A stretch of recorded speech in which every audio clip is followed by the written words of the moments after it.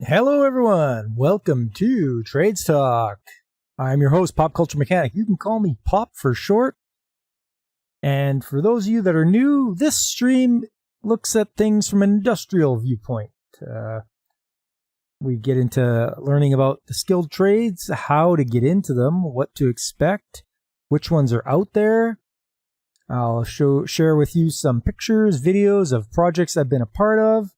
And we'll take a look at some articles explaining how there is a shortage of tradesmen out there, and maybe interest some of you or people you know into getting into a career. Something that will you can take with you for the rest of your life. But before we get into that, we'd like to say hello to DJ Ronnie G. How you doing, DJ? Good to see you. You home from work already? And David Glenn, how are you? Nice to see you. I Pop for short. That's longer than Pop. Oh, yeah. And yeah, Kick. Earn revenue, growing Kick channel. Blah, blah, blah, blah. Now that's all right. Don't need that. So what I usually do is I kick off with some news that's happened during the week. And I will get that courtesy of Plant Magazine. We'll see what's in there for articles that they have. First up, CIB's $100 million investment with GDI Integrated Facility Services to fund energy retrofits. Energy retrofits. Let's see what that is all about. You're rocking up your block, eh, DJ? Nice. Just about home then. Carbon reduction measures include fuel switching, HVAC upgrades, transitioning to clean and renewable power sources like solar generation, electrical vehicle charging, and energy storage facilities. Better make sure you got the infrastructure for that, because it can be a real strain on the power grid for electrical vehicle charging. Toronto. The Canada Infrastructure Bank has reached financial close on a $100 million investment with GDI Integrated Facility Services. The financing supports deep energy retrofits in aging buildings across Canada to try and help reduce their environmental impact. I just want to say hello to Tits and Ray Guns. Long time no see. How you doing? What are all these foreign workers doing in stream? Yeah. Can I see your green card? GDI has formed a special purpose vehicle to finance the capital costs of the retrofits, which will include the CIB's investment, with the remainder funded through an equity investment by GDI and third parties. GDI's wholly owned subsidiary Ainsworth and its subsidiary Energere will source energy projects and provide complete turnkey design build of services. Companies will offer initial energy audits, energy modeling, system design, installation, commissioning, measurement, and ongoing energy management, data analytics, and energy optimization. Sounds like a big waste of time to me, but we'll see. We'll see what else is going on here. Each project carried out by the special purpose vehicle will vary in scale and approach. Ainsworth Turnkey Energy Services will provide their clients with deep energy retrofit solutions to reduce carbon emissions. Carbon reduction measures include fuel switching, HVAC upgrades, transitioning to clean and renewable power sources like solar generation, electrical vehicle charging, and energy storage facilities. Maybe stop worrying about carbon emissions, and how about pollution? Maybe worry about that instead. I think that's more pressing than carbon.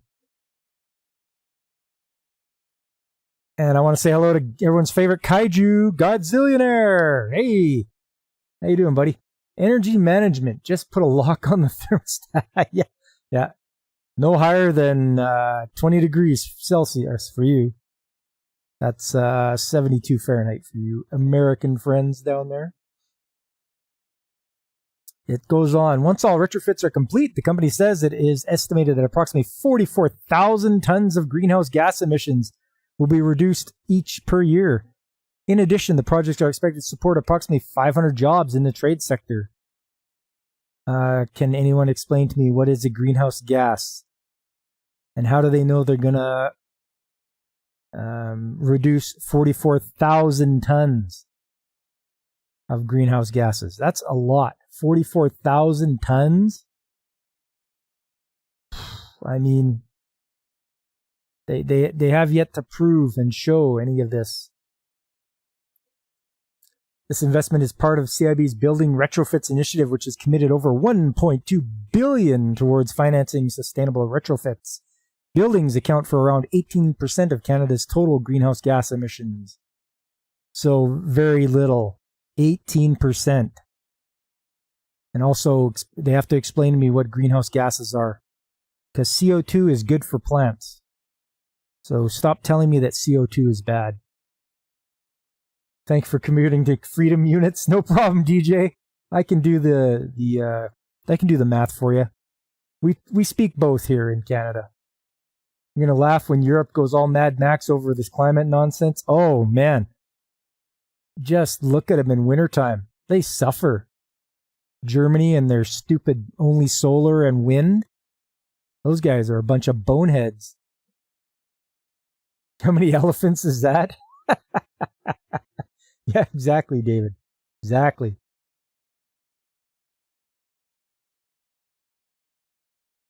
Greenhouse gas definition: no emissions when my wife makes greens. That's all right, tits. Yeah, sounds like a good definition to me. This last paragraph here. We are very excited to work with CIB and their financing program we can offer to our clients across Canada. These investments will enable our clients to reduce their overall greenhouse gas emissions and will contribute to the mitigation of climate change effects in Canada and the world. We will perform turnkey solutions and clients' buildings to reduce carbon footprint while enhancing overall energy efficiency. Yeah, okay, right, what they said right there is just a big pack of lies.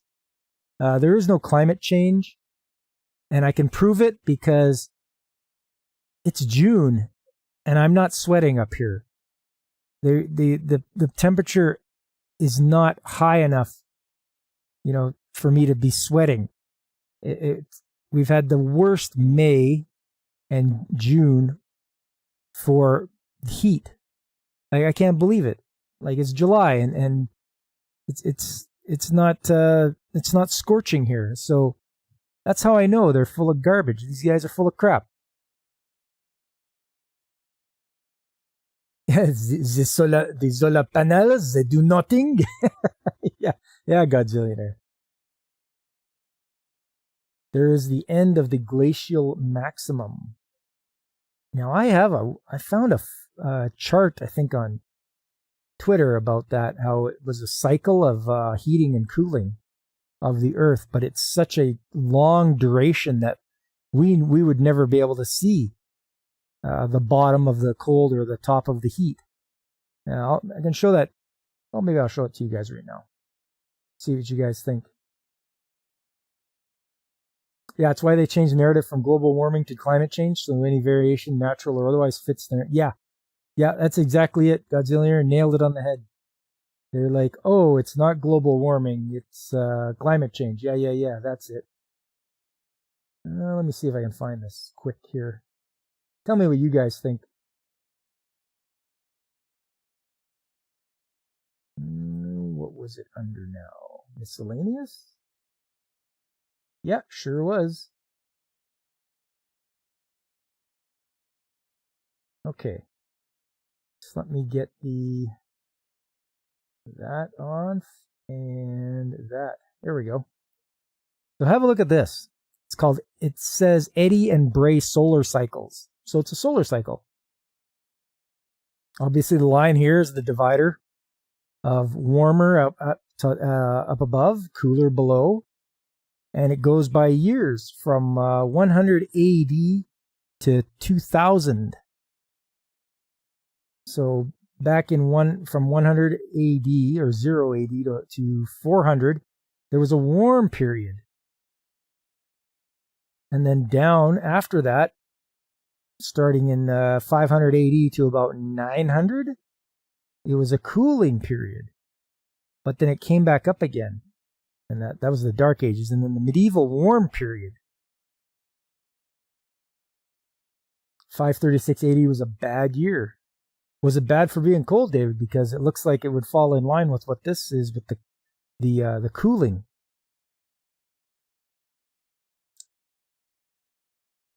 Climate change is at fault when it's too hot.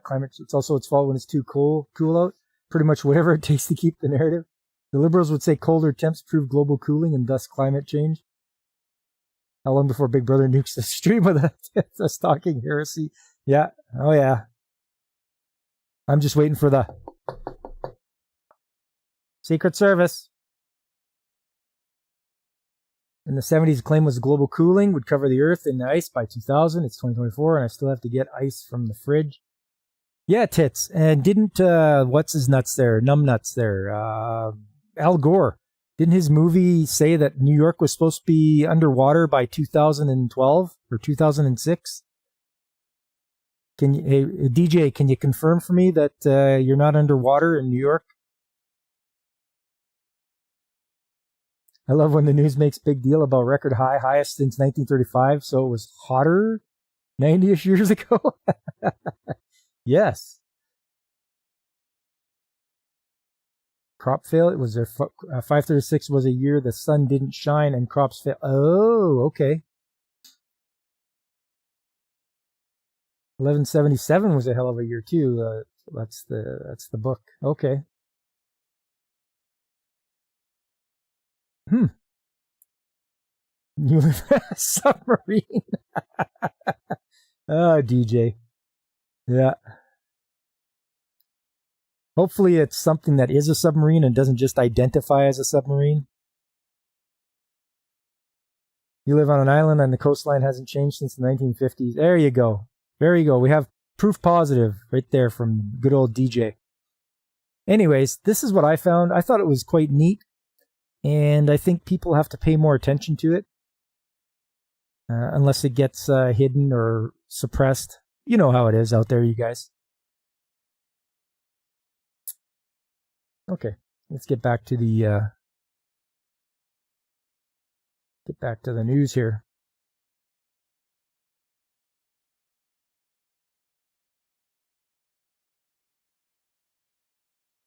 As for the nearby swamp, it's always below sea level. Okay. Hope your submarine isn't controlled by a Logitech controller. You knew where I was going with that, Godzillionaire.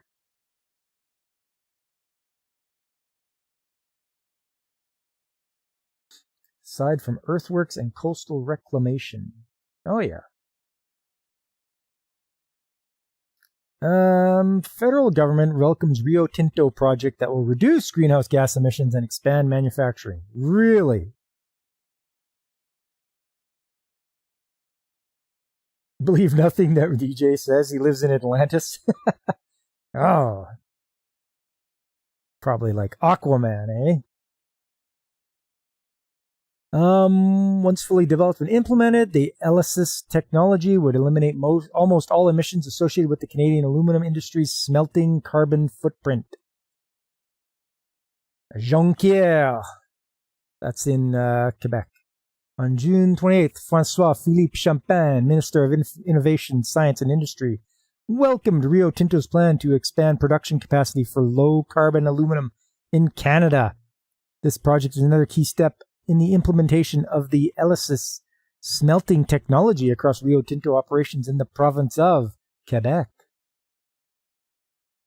Once fully developed and implemented, the ELYSIS technology would eliminate almost all emissions associated with the Canadian aluminum industry smelting carbon footprint. The aluminum smelting technology will reportedly reinvent the chemistry of aluminum production by removing carbon from the chemical process and producing only oxygen as an output. Why weren't you guys doing this before? I mean, geez. Canada has all it takes to be the global green supplier of choice, which is why our government is collaborating with the key industry actors like Rio Tinto to produce low-carbon aluminum. Groundbreaking projects such as ELYSIS smelting technology will ensure Canada remains at the forefront of the economy of tomorrow, while also staying focused on its carbon reduction goals. When economic benefits are paired with a commitment to developing green solutions, it's a win for Canadian industry, our clean tech ecosystem, and our workers, said François-Philippe Champagne, Minister of Innovation, Science and Industry. Yeah, okay. Like you know anything about it. I'm sure you don't even have any kind of a degree or anything. So that's fine. They did all this, and Canada is reducing their carbon footprint, which is probably minuscule. Why don't they go after China, India, all those places that are really the major polluters of the world? Maybe do that instead. But I know you're just going to come and bend over backwards to please everybody in our country, rather than going after the true polluters. Use the same overpriced controller as Cameron, but he opted for carbon fiber hull. Yeah, don't worry about the popping sounds, just the sound of the pressure tempering the carbon fiber.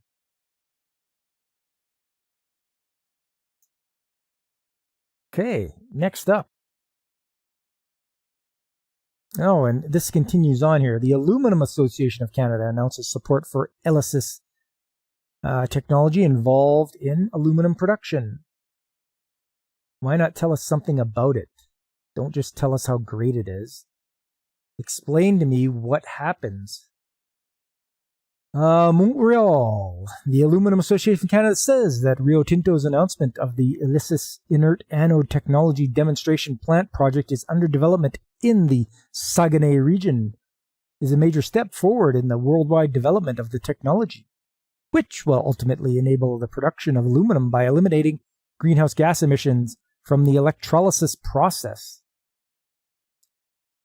According to Aluminum Association of Canada CEO Jean Simard, the development of a breakthrough technology, ELYSystem, here in Quebec by our two world-class producers Alcoa and Rio Tinto, and its eventual deployment in the primary production ecosystem is nothing less than our race to the moon. We're competing with Russia and China, and we're ahead of the game, as today's announcement shows. Yeah, until they come and steal your technology. Zero emissions is the modern day snake oil. Yeah, Godzillionaire, I hear you, man. They say that, and it's like, yeah, unless they define what an emission is, or redefine it. I would like to salute Rio Tinto for this initiative, adds Jean Simard, which will accelerate the production of aluminum with a very low carbon footprint at its Complexe Jonquière facilities in the Saguenay-Lac-Saint-Jean region. As Quebecers and Canadians, we should be proud of the progress made to date by the sustained partnership between Alcoa, Apple, and Rio Tinto, and the governments of Quebec and Canada. The sheer scale of the challenges taken up testifies to the scope of the technological breakthroughs required to eventually achieve carbon neutrality in an industry whose process emissions already have the lowest carbon footprint in the world. Let's read that again. In an industry whose process emissions already have the lowest carbon footprint in the world. So it's, you know what? It's a big nothing burger. That's all it is. You have the lowest emissions already, and you're just blowing smoke up people's ass to say, look at us, we have even lower emissions when they were the lowest already. Yeah, big nothing burger. Who cares? You guys didn't explain anything about how it's supposed to be done. What a terrible, terrible article. And that's it for articles, guys. This is, yeah, kind of not a very good news day today. Sorry I didn't have anything more substantial. No one talks about all those vegans eating beans. Yeah. They're giving off a lot of the gases. More methane than anything. You, for one, will sleep easier knowing your fattening sugar water beverage is a zero emission. Yeah, in a zero emission aluminum. Yeah, I'm sure you will. Yeah. All right, let's have a look here. Saw this Forbes article. I don't know how well we can take Forbes's, journalism here, but we'll see. Online training from a solid professor helps solve the skilled worker shortage. Okay, this is a pretty big claim here. The ongoing critical shortage of skilled workers has multiple dimensions, There's the acceleration of retirements by the baby boom generation, coupled with the marked decline in the number of students of the subsequent generations who studied skilled trades. Added to that is the increase in the rate of change of the technology that underpins skilled work, which often creates gaps in training for existing skilled workers. Only if they don't want to learn. I myself, when new stuff comes along, you have to adapt and learn it. If you don't, well, somebody's going to take your job. You saw some stupid article that claims 85% of consumers would pay more for products sustainably sourced. Yeah. I mean, how do you get 85 people? Or not even, no, 85% is what? 8 out of 10 people? Yeah, they can skew anything.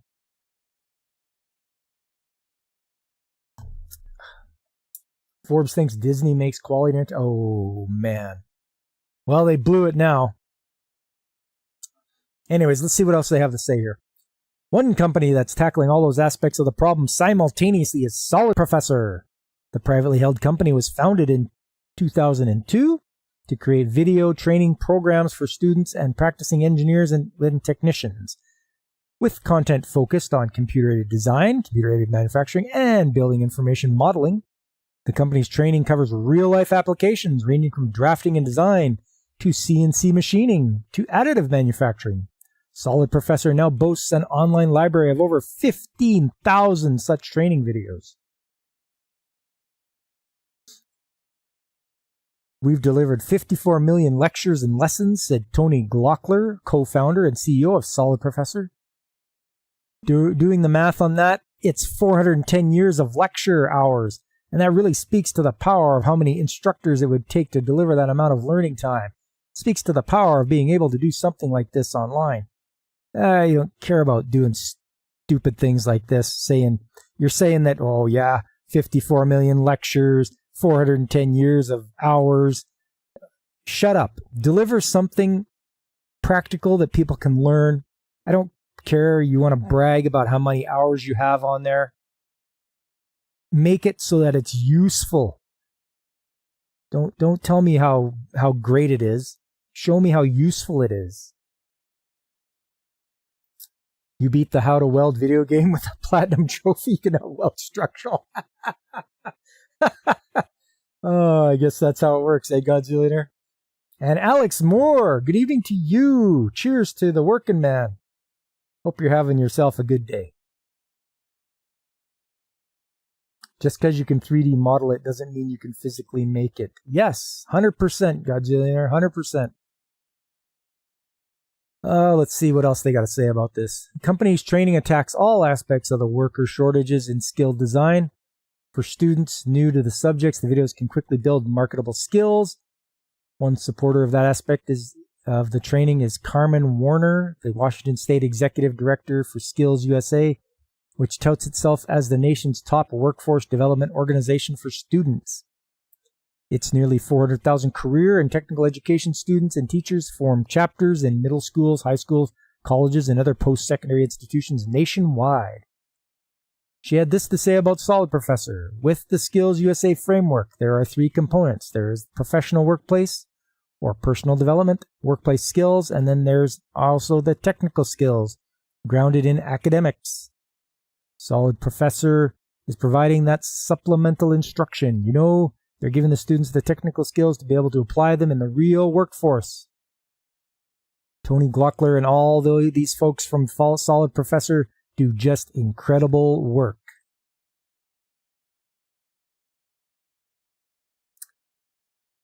You new guys that did CAD CAM on impellers, like the one in that picture, that was their full-time job. That's all they did. Oh, took days, weeks, and multiple trial runs to get it right. Not something a YouTube video is. Yes, exactly. Go ahead, watch the video. You're not going to be able to retain any of that information. You're not going to be able to make things happen when you go to a job. They're going to be like, here's the problem. You're going to be like, I saw the video. Right away, I'd be like, get this guy out of here. We don't need him. Similarly, Solid Professor's content provides supplemental training for professionals new to the workforce, as well as those with years of experience who need to catch up with new technology developments. For young professionals that are just out of college and maybe there's gaps in their education or experienced professionals, even veterans who want to upskill, they want to learn simulation, they want to learn manufacturing, something new, or even if they're working on older versions of software and their company's moving to the latest version, this is essentially a fountain of knowledge for them to always refer back to and latest updates of any time they're looking for professional development, said Jacob Ames, content evangelist at Solid Professor. You're a content evangelist. I don't even know what that means. Can someone please explain to me what that job title is for this guy? Because it sounds like a bunch of words thrown together. Anyway, they make it sound like all companies out there are like, have the latest and greatest things, which they don't. Companies are cheap. They don't want to pay for the newest thing. They don't want to upgrade. They don't want stuff unless they absolutely have to upgrade to anything new. They will always use the old things that they have. And when you're at a job in trades and you're at a job site, you're going to change a motor out. That motor's not going to change. Everything's going to be the same for that. So you're not going to be like upskilling for that. You're not going to do something like pumps. Pumps stay relatively the same. You have a centrifugal pump. It spins the impeller. Boom. You move your flow of fluid. There's nothing cutting edge. This isn't the tech sector. We're not developing software. We're not building computers in the skilled trades area. So this sounds all fancy, and I'm sure there's some companies that will try to do this, but it's not the norm.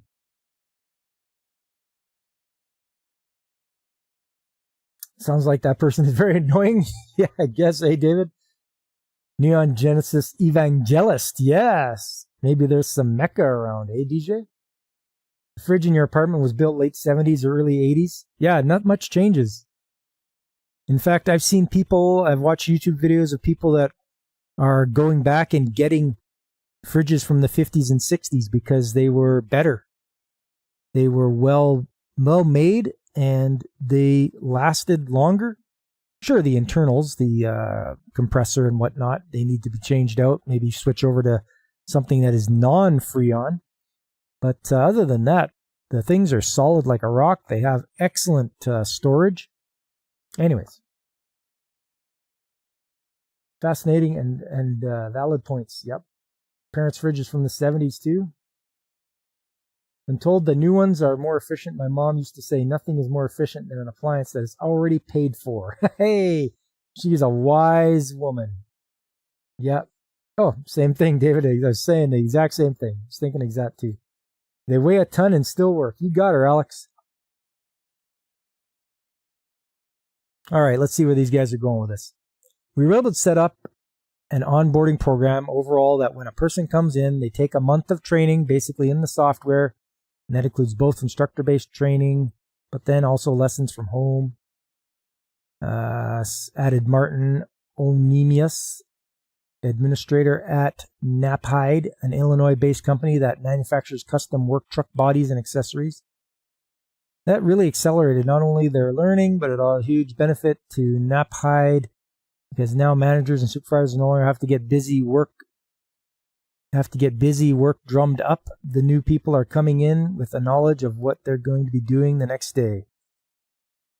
Solid Professor helps facilitate another training element that will be critical to closing the gap in the availability of skilled workers in coming years.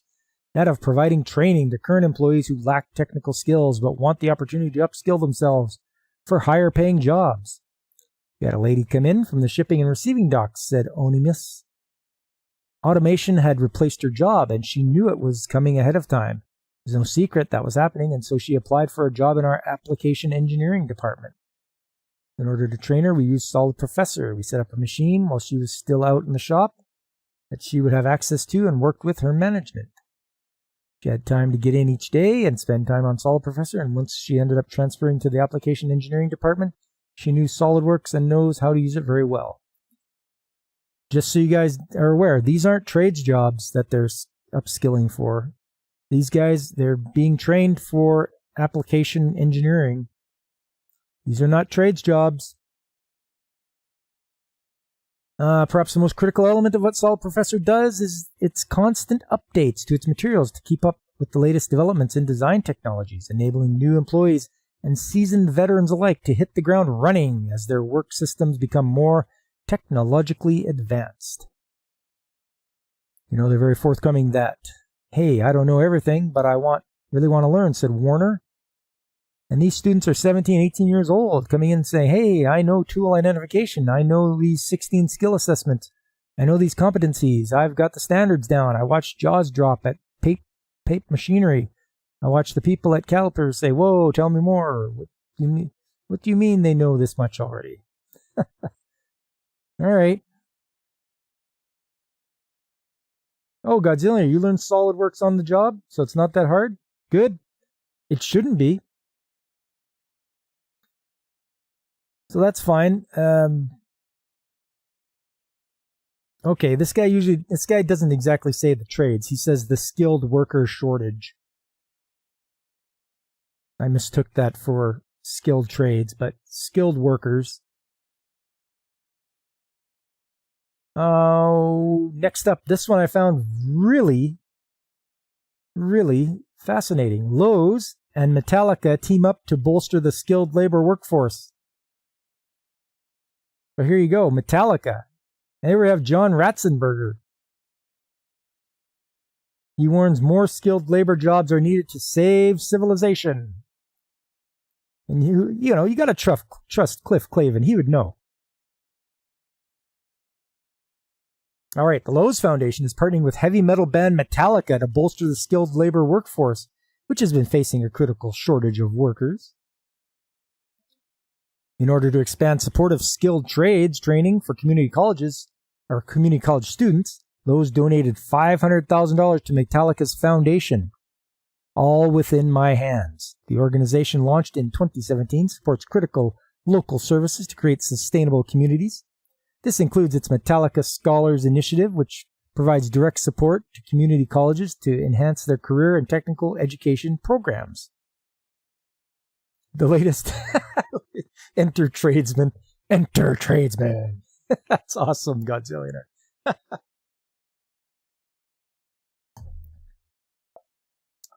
The latest donation from Lowe's will benefit hundreds of students at 5 community colleges by funding critical training, equipment, recruiting, and wraparound services, according to Lowe's.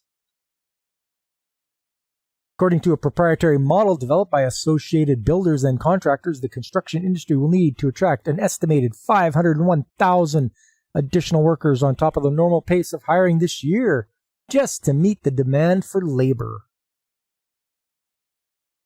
In 2025, the industry will need to bring in nearly 454,000 new workers on top of the normal hiring.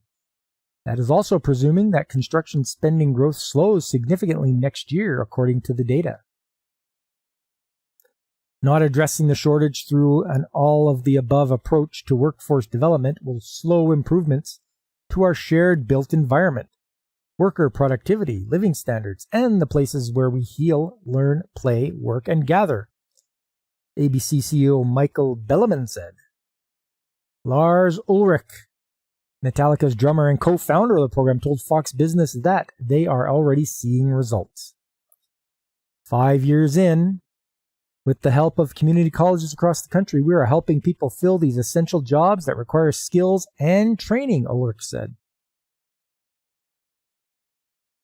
This marks Lowe's latest effort to address what it says is one of the most critical work shortages in the country. Last year, the home improvement company pledged $50 million over the next 5 years to combat the shortage of skilled workers. I'm surprised Lowe's is doing that, but good on them. Trade to black. Oh.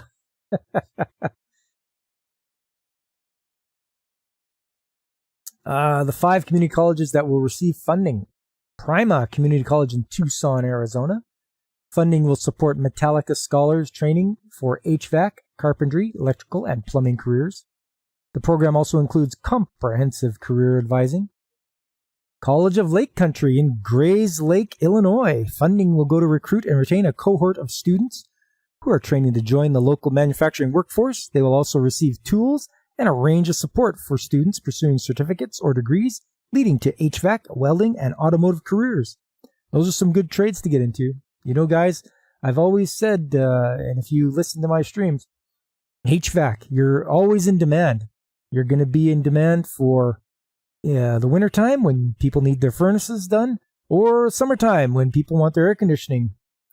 I actually had to call an HVAC guy today because the hot water heater at the plant, it was acting up. It wasn't giving the guys hot water. So you want to see angry guys? Don't let guys be able to have a shower at the end of the shift with nice warm water. So yeah, we had our local HVAC guy out there today.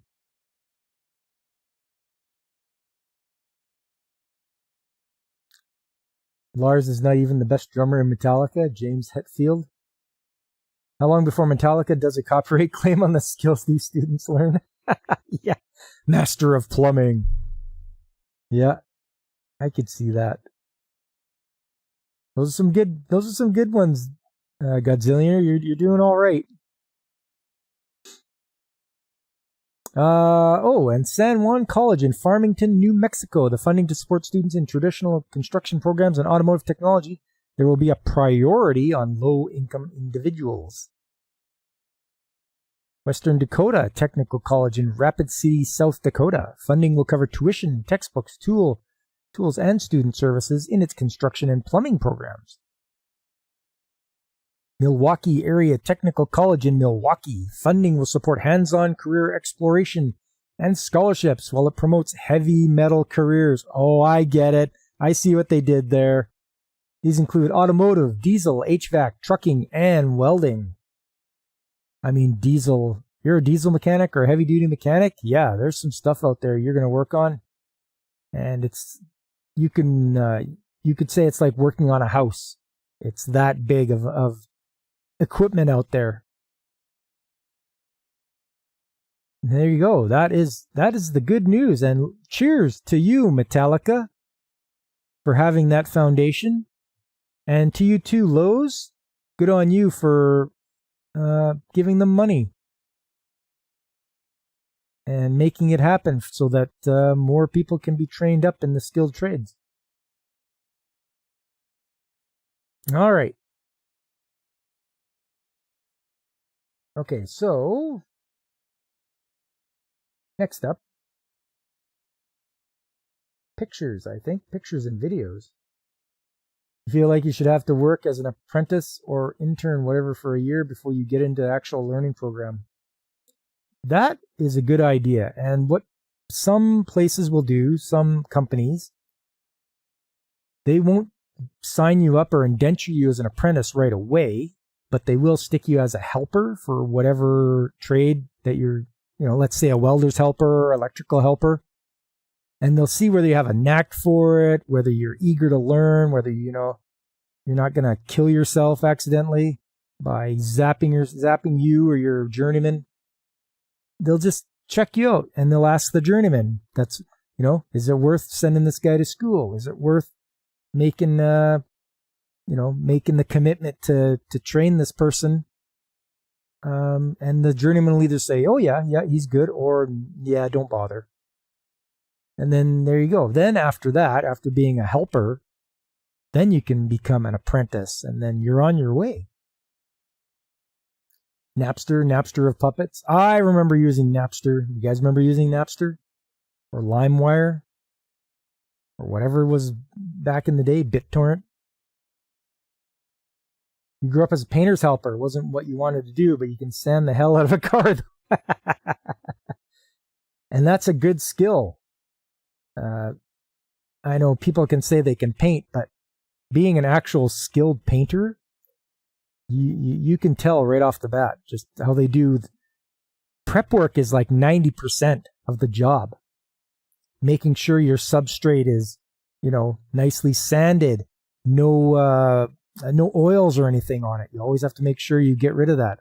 I worked in a paint factory for a year and a half doing maintenance, and I learned a lot about paint and how it's made and what needs to be done when you are going to paint something. And preparation is 90% of it. So make sure your substrate's clean, make sure it's sanded. And if it's bare metal, you're starting with nice fresh metal. Right. Always run over it with some acetone or something to get rid of any kind of oil or anything like that. And yeah, make sure you mix your paint right with ratio. Put primer on, put top coat on, and clear coat. Lars got you banned from Napster. Oh no! Not how you put the paint on, it's how you take it off. Oh man. Yeah. Usually, and I've seen like we would manufacture and distribute paint stripper, and that stuff was so deadly you had to use a CBA or self-contained breathing unit to dispense it. A regular respirator wouldn't work. You had to always be under air, and that's how you know that stuff is going to work. All right, so. Guys, ready for some videos? I got some videos for you. Let's go here. Here. Capture this display. I always give you guys the good backgrounds, don't I?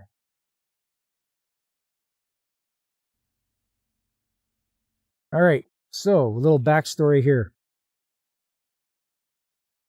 I arrive in the morning, and on my desk is this, and with a note attached to it. Let's just go through here. If I'm going to talk vendor support, you should leave. You're usually said vendor. So after we go through this video, I'll talk about vendor support and how it needs to be better. So this says LEL sensor failed. So LEL is lower explosive limit. That is for detecting if there's any gases that will, explode, start on fire, anything like that. So they've left me a note. The sensor has failed. Okay, that's no problem. Okay. 4-head gas monitor. So it detects LELs, oxygen, H2S, and carbon monoxide. So I'm just going to get into it here. And surprisingly very easy to get into.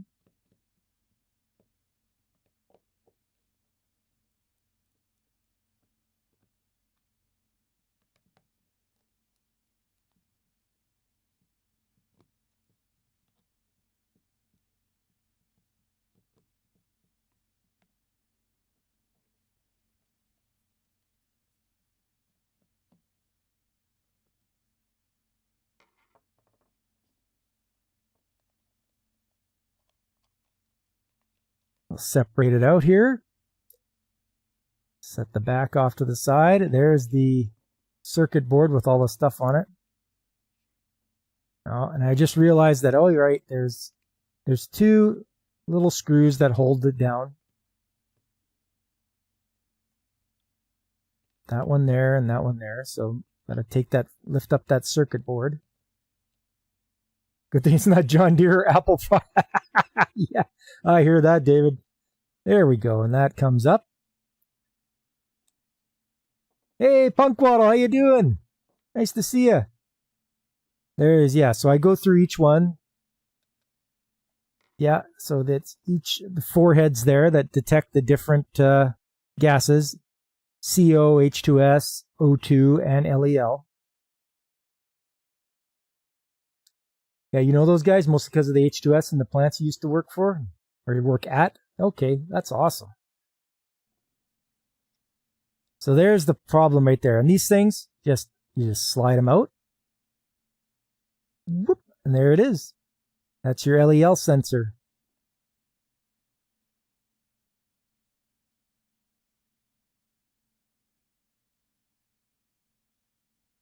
And it's ready to be replaced.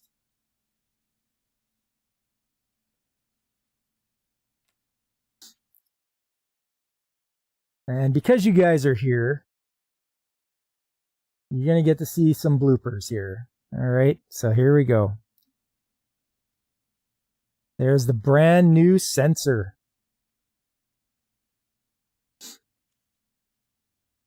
And we'll just peel it open here.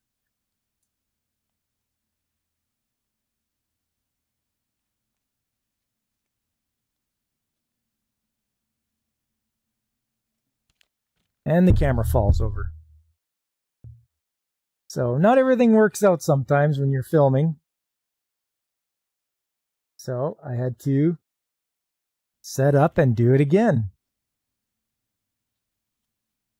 Put it back. I put it back in its packaging.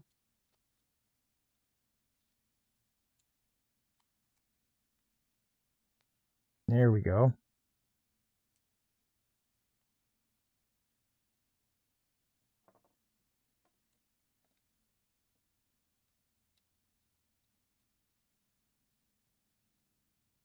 I got to realize that you got to turn it around. I tried to put it in upside down. It's like, okay, there we go. Slide that in, clip it in place, and that's it. Just change one of the sensors on this forehead gas monitor. I'll reassemble it.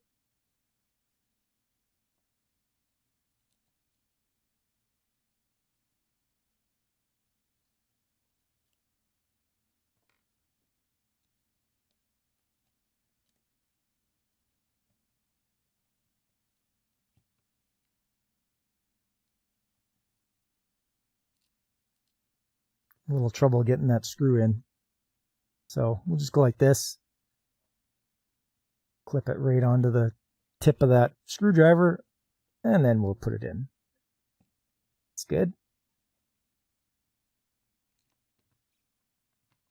The back on, and secure that.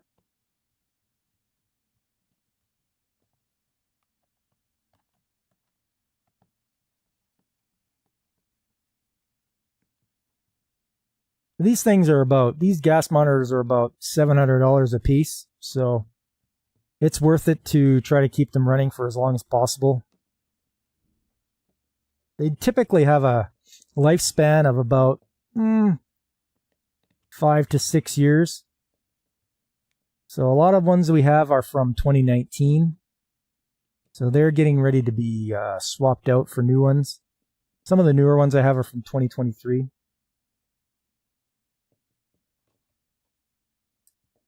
And we'll just fire it up here.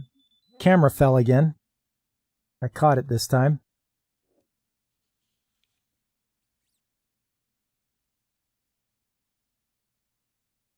And it's going to go through its self-check.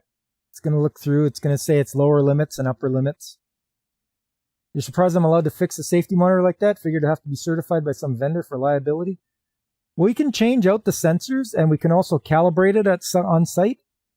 But for the, I think either for the 6-month or the yearly ones, it does get sent out. So you see it had a calibration fail there. But that's okay. We're going to fix it up here. You can see that the LEL sensor is not right. So we're going to fix that up.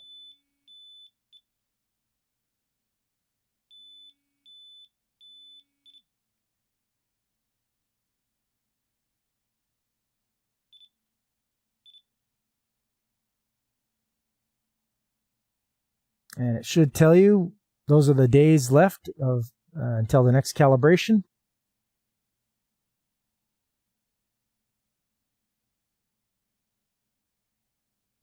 I didn't show this, but I took this afterwards. I was done with it and took it up to the docking station and ran it through its calibration phase with the gas and all that. So it turned out to be okay. You had some equipment you could work on, and we always had calibration gas and yearly send in there. Yeah, exactly, Punkwall. You know exactly what I'm talking about. And that's what I'll do too. We have about 11 of those style 2 MSA Altair 5X gas monitors, and 1 RKI GX6000.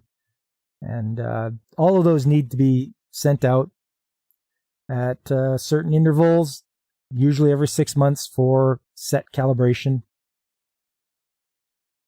yeah. What? Sorry. Nami distracted you. She is quite the a very pleasant distraction, wouldn't you say? That's why I love the Brave browser. You can use your own, well, this is actually the background of my computer, but Brave browser, you can put in your own backgrounds. I don't know why the Firefox and all those other ones don't learn that lesson and do that. But yes, the topic I was going to talk about, vendor support. So I talk about vendor support because right now I am in the process of doing, let me see here if I can find something. I'm going to have a look. I'm doing water testing. Water testing requires that we use a piece of machinery called a PCOD. And if you don't know what a PCOD is, I will show you. COD stands for Chemical Oxygen Demand. And I'm just firing up the old website here. There we go. So this is what this thing looks like. So it takes any water sample. You can fire it through here after running it through some calibrant and some QC check. And after that, you put your sample and boom, you get your results at the end. Jean-Luc Picard. Yes, it's Jean-Luc Picard. You've been to a station that looked about like this, and then the new compressors look nicer. They're only 40 years old. Yeah, I mean, so our results are not coming out what we get back from the lab because we do our testing on site and we also send out a sample to the official laboratory. They send it back to us, the results. And it's like, okay, our results are way out to lunch. Their results are bang on. So I have to call up these guys, Mantech, and be like, hey, what's wrong with this analyzer? We're not getting any results close as to what the actual lab is getting. And so I spend at least 4 hours a day out of my 8-hour day with the laptop they provided hooked up to the internet so they can log in and I can be there mixing up water with certain slurries and electrolytes and all that stuff. And then they can run their tests. We can calibrate the machine, we can run it through, and we have to do that several times. And it's like, okay, now what are we getting for results? Okay, now what are we getting for results? It's still nothing. So the help is there, but having someone on site would be much better rather than doing things because they're in Ontario, which is 2-hour time difference. And it's like, can you have somebody that's like local come on site and do this? I can't waste all my time doing this and learning it. I am not a lab tech. I am a maintenance man. It just so happens that I'm there 5 days a week, so I'm the one that get volunteered to take care of this machine. And Punkwell, you've done this sort of thing too. All the water sampling. Yeah, so you know all about this. I just wish our results were even close to what we're getting back from the official laboratory. Mantech, how bigoted. It should be they, them tech. Or woman tech. Ontario, 2-hour time difference, and French. Well, they're not Quebec, but Ontario, it's close enough. They are gonna be, it's gonna be like 50-50 there. But yes, this is what this is what I'm trying to get out of them is for vendor support is like, hey, we bought this from you, but you should send someone in person to come and do this and show the rest of the guys how to do this. Because, we've paid lots of money for this machine. We need it to work properly. And if they can't get it to work properly, they should just take it away then. Good thing they're not based in Newfoundland, then it would be 2.5 hours. Yeah, those damn Newfies and their half-hour difference, eh? But there's the guys that they build the boat and they sails her, there, boy. That's what they talk like over there. You wish Petey had a gas chromatograph, mass spectrometer for a nose.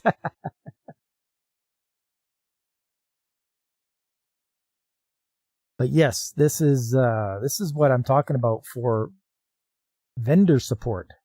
If you can get those guys on your site, it's the best thing. But that's why maybe buying local will cost more, but at least you have the support there when you need it and in person, which I think is really important. I order gaskets from a company that's local, and I order them because the guy lives in the same town the plant is at. So I'm like, hey, I need some gaskets, high temperature. And he's like, I got you, man. I'll bring them to you this afternoon. And boom, done. That is vendor service. You need to subscribe to the Pequod Plus annual plan for that. Yeah, I'll make sure. Like Adobe. I hope none of you guys use Adobe because they need to be punished for doing that stupid subscription. I wanted to turn a document 90 degrees and I had to subscribe. So I'm like, you know what? Up yours. I'm going to just use my browser instead of Adobe Reader or whatever it is, Acrobat. Pequod Plus is killing NBC. A little inside baseball. It's ground hockey for you kids. There are probably 4 to 5 at the OEM for support.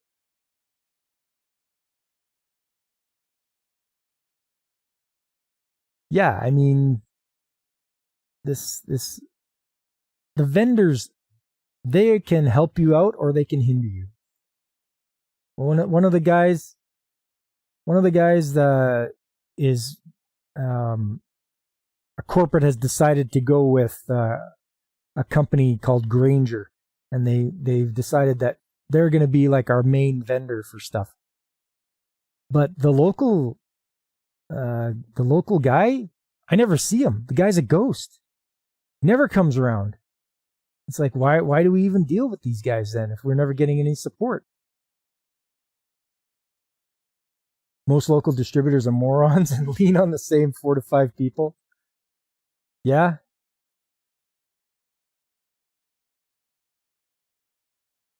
Adobe wants to own all work created with their products. What? Tell them, up yours, Adobe. Get stuffed. There's no way. That's why I don't use Adobe products. I use GIMP for images. And what is the other one I use? OpenShot for video editing. I know a lot of you guys use DaVinci.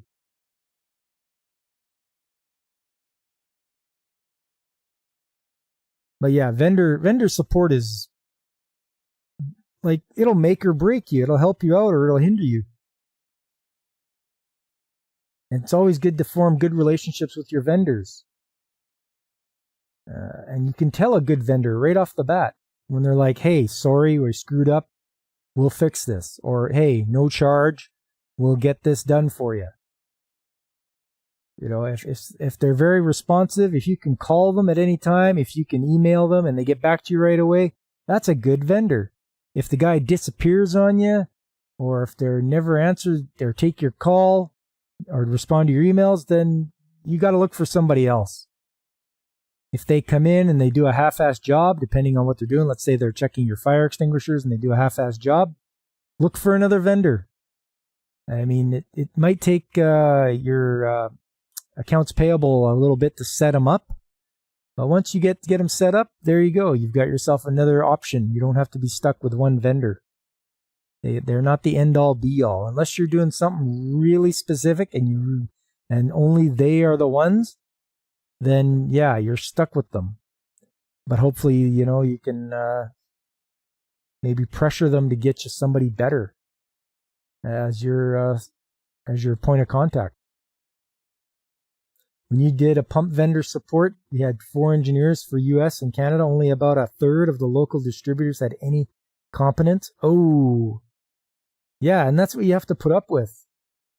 It's like when you go to Home Depot or something and you want to talk to somebody and they barely know where the carts are. Hey, I'm looking for this kind of valve for this, for plumbing thing. And they're like, let me ask somebody. Which is, it's sad. You don't instill much confidence, and you're better off trying to find it yourself. Problem is the bean counters. You can have an awesome vendor, but if they're 10 to 20% more than some other guy, you're screwed. Yeah, which is, I guess, is what I'm pretty lucky. I haven't been really pressured to change vendors to anybody that, like, no one's really told me to change vendors. I don't talk to any of our accountants or anything like that. So I'm quite fortunate where it's like, hey, I'm going to pick this guy because he's providing good service. And yeah, he might be a little more expensive, but you know what? That's the cost of getting good quality, good support from them.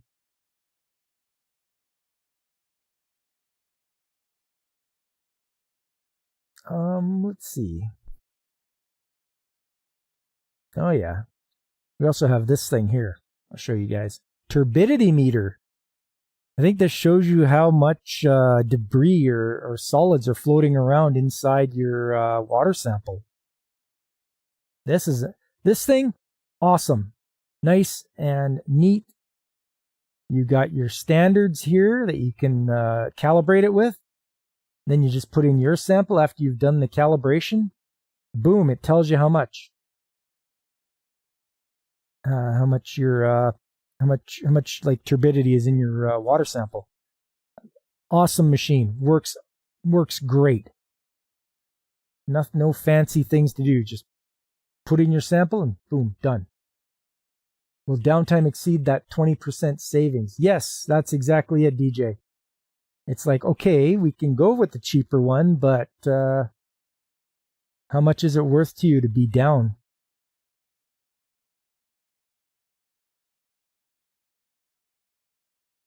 XYZ is more than this other vendor. Yeah, but their rep can call the plant manager at their factory and get answers. Yeah, exactly.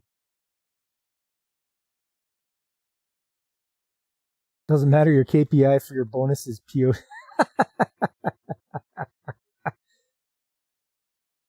Much nicer turbidity than you used.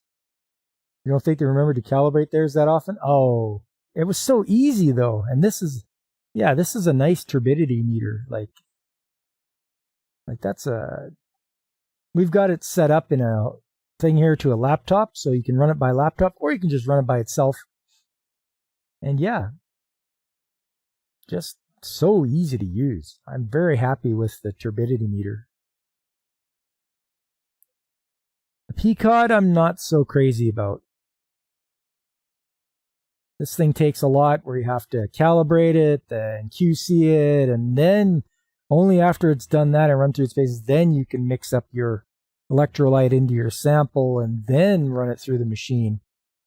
And you have to use deionized water and all that kind of good stuff. You buy the slurry, you mix it up together for pre-mixed calibrant and pre-mixed QC check.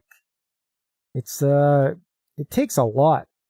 And I tell you guys, I'm not a lab tech. Or where's the summer student when you need them to come and do this sort of thing? Hire them out of university or something and get them over here. Let them handle this stuff, because I really don't care for this. It takes up way too much of my time. Whereas I could be going out and doing other things. Just because of the length of time that that it takes. It takes like 25 minutes to calibrate it. It takes another 20 minutes for the QC check. And then you put in your sample, and that's another 25 minutes. Like, it's just a time suck. Just ranting because I just can't stand it, how much time it just sucks out of my day. Brondo, got electrolytes? It's what plants crave. Sounds like a pain. You're damn straight, David. It is a pain. And that's why I've been on the line with customer support via an application called TeamViewer. And I'm able to talk back and forth with them, and they can interact with the machine, start it, stop it, program it. And today I was watching the person on the other end do some fancy programming and writing of what they wanted the machine to do, inserting more things so it will stop and allow you to clean it out with some deionized water, and then go again, and then clean it out again with deionized water. Yeah. At least it all pays the same. Yeah, it does, Godzilla. I still get paid regardless of what I'm doing there. The wage doesn't change with what I'm doing. So, and that's okay.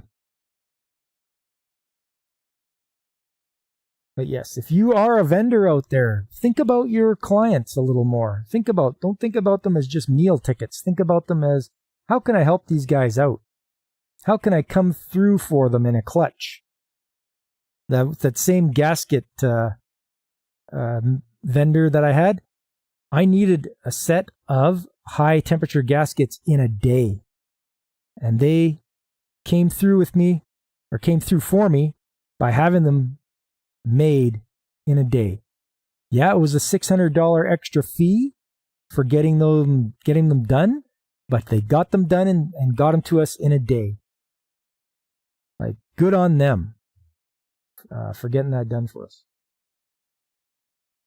There were some pieces of equipment you had that only had so much support, and then the software updates, and then the issues to the industry with those. Oh yeah, software updates.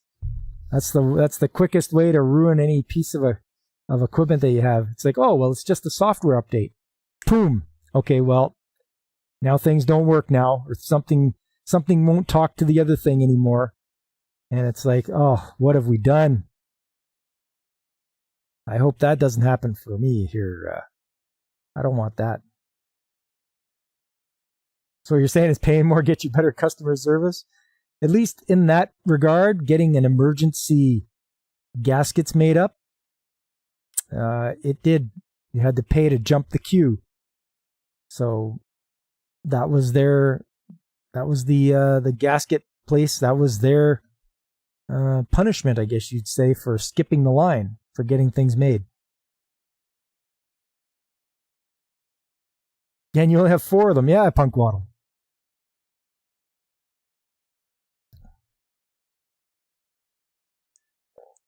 So yeah, well, like I was saying, you're a vendor. Think of your clients. Think about how you can come through in the clutch for them. Don't just think of them as a meal ticket. These guys are depending on you as a vendor to be there, stand behind your products, and be available to answer any questions.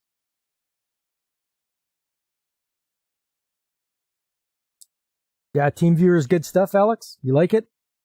It seems okay. As long as I give them the right login and password, they're able to connect. I don't see any problems with it.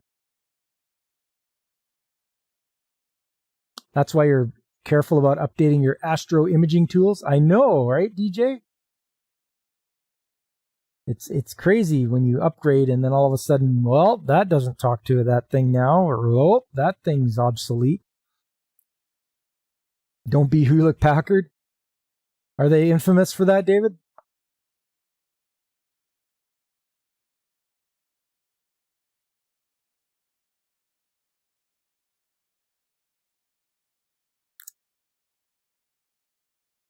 Let's see. What else do they have here? Oh.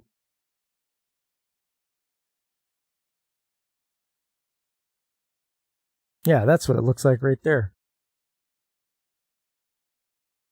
Come on. Come on, Internet. Oh, it had a picture of them anyway. You got 3 little bottles connected to this thing. You've got your, you got your calibrant, you got your blank solution, and then you got your waste. And then the calibrant can be swapped out with your QC and then with your actual water sample. But you always keep the blank and the waste one hooked up. Printer updates that brick the machine if you refill ink cartridges. Oh, yeah. That one. That's dirty. Yeah. See, we discovered that. My Mrs. Mechanic and I discovered that with our new Keurig. Accidentally dropped her old one and broke it, so we bought a new one. And we were going to use some non-K cups in them. Well, it wasn't working. It wasn't recognizing it. So I did a little bit of research. She was really pissed. She was angry. But I went and did some research, and it's like they use invisible ink. So if it can't see the invisible ink, it's not going to work on the non-K cup cups that you would use. So all we did was cut the top off of one and just kept reusing it until we got through those. So that was that's how we got by that one. Little hack for you in case you guys are wondering. They used invisible ink.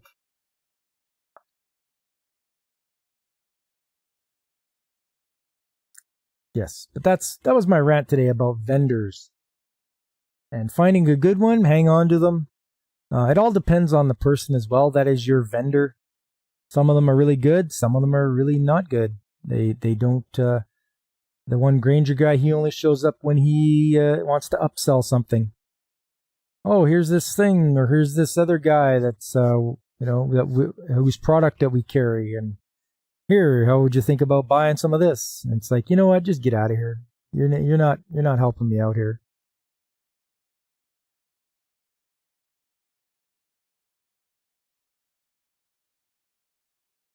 Anyway, I think that should be about it for this stream here. I have moved recently. For those that don't know, I have moved. It's done. I am streaming from my new office, and there is some things that I have not managed to find in boxes yet, like my outro paper that I would always read from to tell you guys, what's going on. But I'll try to do it off the top of my head.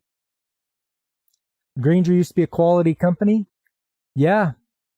I mean, in Canada, it was always Acklands, and then Acklands merged with Grainger.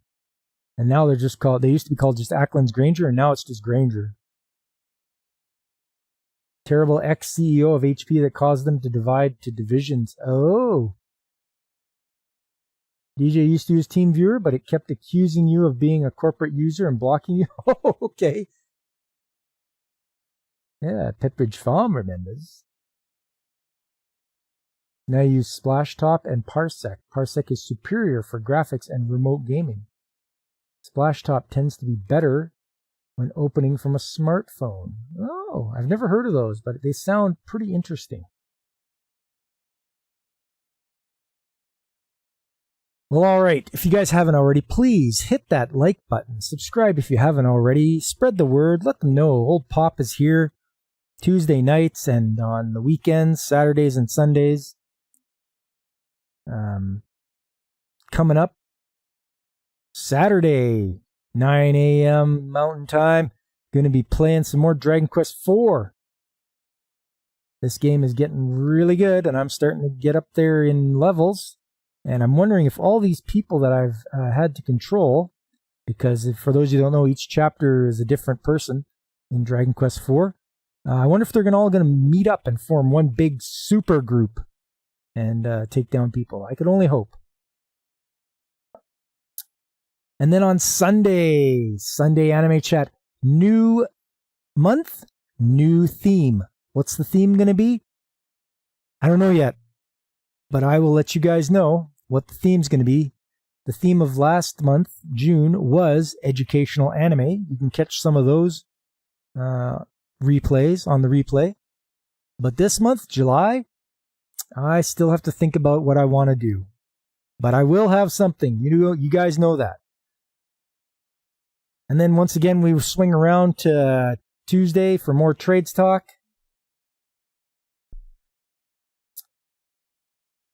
Yeah, thanks, Alex. Yeah, you're curious about the move? I'll tell you right now. The move, awesome. The movers, great. They did our house in 4.5 hours. We had everything in boxes and such, and they just came in and out it went into the truck. Boom, boom, boom, out to the truck. And then we were off and running. It's about a 40-minute drive. And they arrived at the new house, unloaded.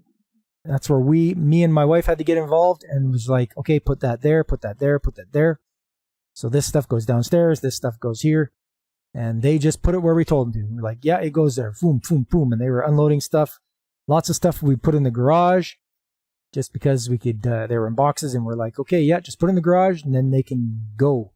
So it took 4.5 hours and we were moved into the new place and then we're still unloading stuff out of boxes. But eventually I will give you guys a room tour of my new office. I'm very happy with how it's shaping up. So I can give you guys a tour and you guys let me know what you think. And, thanks for the link there, DJ. Appreciate that. There's other people out there and other streams that I watch and enjoy. You can tune into them as well, like Pacific 4 and 4. There's Blaine's Escape Corner. There's Ronan66. There's DJ Ronnie G, of course. There's Angry Canadian, the Nerdporial Life Form, our own Rupa Trupa. There's Punkwaddle. He's in the chat too. He has his channel. Go and enjoy some ponderances. You want to learn about astronomy and tech stuff and turtles? Go check out DJ Ronnie G. So yes, and I believe that is everything for tonight. I had a lot of fun. I hope you guys did too, and I hope you will join me Saturday morning when I play some retro games. Dragon Quest IV. But until then, everyone, I've been Pop, and I am signing off.